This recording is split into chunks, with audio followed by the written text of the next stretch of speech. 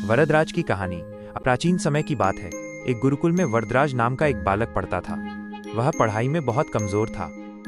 एक दिन जब वो अपनी माँ के पास घर पर था तो उसकी माँ ने बड़े प्यार से उससे कहा, पुत्र, उदास क्यों हो? आज तुम ज्ञान की गंगा में स्नान करने गुरुकुल जा रहे हो। वहां मन लगाकर पढ़ना। वरदराज ने घबराते हुए अपनी माँ से पूछा, माँ, अगर मुझे कुछ समझ नहीं आया तो? सब कहते हैं मैं बहुत धीमा हूँ। तब उसकी माँ ने उसे हौसला देते हुए कहा, नहीं बेटा, गुरुजी का आशीर्वाद और तुम्हारी मेहनत सब आसान कर देगी। बस तुम कभी हार मत मानना। सुबह की पहली किरण के साथ वरदराज ने भारी मन लेकिन आंखों में नई आशा लिए गुरुकुल की चौखट पर अपना पहला कदम रखा। चारों ओर ऊंचे बरगद के पेड़, पक्षियों का शोर और वेदों के पाठ की गूंज सुनाई दे रही थी। वरदराज ने अपनी पोटली को कसकर पकड़ा और मन ही मन अपनी माँ को याद किया। उसे लगा कि यहाँ से उसका एक नया जीवन शुरू होगा, जहाँ वो पढ़ लिख कर अपने पिता का नाम रोशन करेगा। लेकिन उसे क्या पता था कि आगे का रास्ता उसके लिए इतना कठिन होने वाला है। गुरुकुल में वरदराज को बहुत मुश्किल होती थी।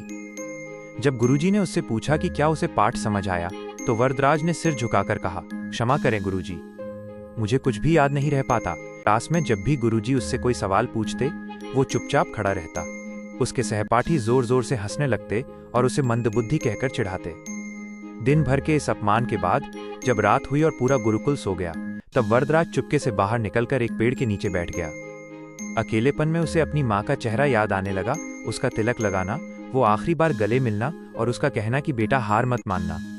माँ की ममता भरी बातें याद कर वरदराज की आंखों से आंसू छलक पड़े। आखिरकार गुरुजी ने दुखी होकर वरदराज से कहा, वत्स, शायद विद्या तुम्हारे भाग्य में नहीं है। बेहतर होगा कि तुम अपने घर लौट जाओ। वरदराज ने भरी आंखों से पूछा, क्या मैं कभी विद्वान नहीं बन पाऊंगा गुरुजी? गुरुजी ने उत्तर दिया, शायद नहीं। ईश्वर ने हर किसी के लिए अलग रास्ता बनाया है। दुखी मन से वरदराज ने घर की ओर अपनी यात्रा शुरू की। रास्ते में उसे प्यास लगी। उसने देखा कि कुछ महिलाएं कुएं से पानी निकाल रही हैं। घर लौटते समय वरदराज एक कुएं पर रुका।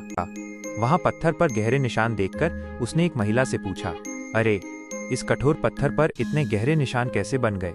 उस महिला ने मुस्कुराकर जवाब दिया, बेटा, ये निशान उस कोमल रस्सी के बार बार रगड़ खाने से बने हैं जिससे हम पानी खींचते हैं। यह सुनकर वरदराज के मन में बिजली सी कौंधी। उसने खुद से कहा, अगर एक कोमल रस्सी पत्थर को काट सकती है तो मैं अभ्यास से विद्या क्यों नहीं पा सकता?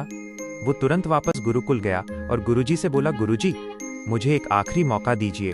अब मैं भागूंगा नहीं, मैं जी तोड़ अभ्यास करूंगा। आगे चलकर वही बालक महान विद्वान बना और उसने दुनिया को सिखाया कि निरंतर अभ्यास वो छेनी है जो आपकी किस्मत का पत्थर बदल सकती है। आपका एक सब्सक्राइब हमें और बेहतर करने की हिम्मत देता है। प्लीज सब्सक्राइब जरूर करें।